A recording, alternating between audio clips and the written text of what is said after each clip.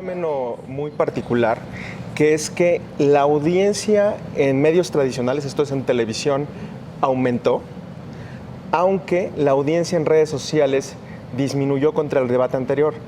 Todo esto, ¿por qué fue? Precisamente por el partido de fútbol de la final. Cuando te refieres a que aumentó en los medios tradicionales, digamos radio y televisión, ¿lo que disminuyó en redes sociales fue la interacción o fue ver el debate vía redes sociales? Las dos. De hecho, ahora vamos a ver unas gráficas que traigo listas para que veamos cómo se movió. Bueno, primero, 1.8 millones de usuarios enviaron 2.3 millones de mensajes. En el debate pasado fueron más de 3.5 millones. Llegamos a 215 millones de usuarios en todo el planeta. Quiero decir que fue tendencia mundial. O sea, aunque disminuyó, siguió siendo tendencia mundial y estuvo en primer lugar en el planeta. Estábamos todos tuiteando. Estábamos todos tuiteando, pero menos que la vez anterior. Ahora, si vemos la siguiente gráfica, donde hago una comparativa de quién se llevó la información y la nota del primer debate al segundo, aquí vemos que aumenta la información sobre en el un debate. 62%. La información general, no general, de manera específica. Exactamente, no de manera específica hacia alguno de los candidatos. El que más se lleva es Smith. En la vez pasada se había llevado más Andrés Manuel López Obrador. El 13% se lo lleva en esta ocasión AMLO. Están muy parecidos. Y el 8% Anaya y solo el 3% el Bronco. Ahora, si analizamos los positivos y los negativos, que los vemos en la siguiente gráfica, vemos ahí como el que más negativo se lleva es Anaya. Vean ahí como Anaya es el que más negativo se lleva.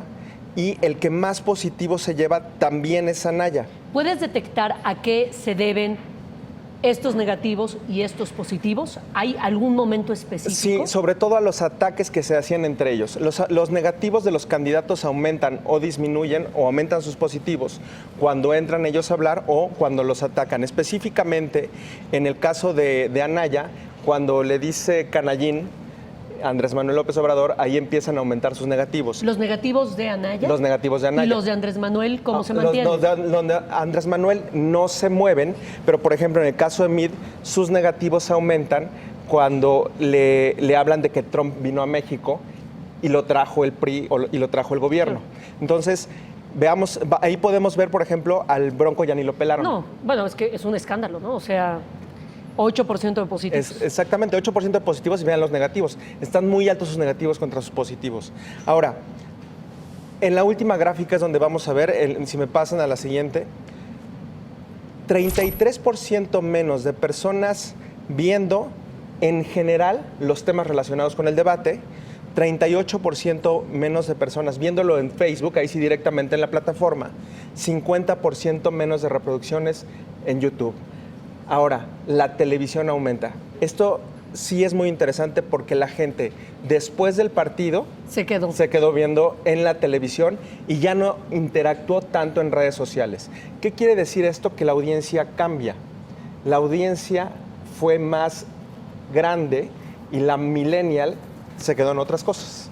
O sea, ya no fue a las redes sociales o se quedó en la televisión, pero no interactuó por redes sociales con los candidatos. Recuérdanos cuál fue el número global, Javier. 215 millones de personas. A ver, nada más para ponerlo en contexto.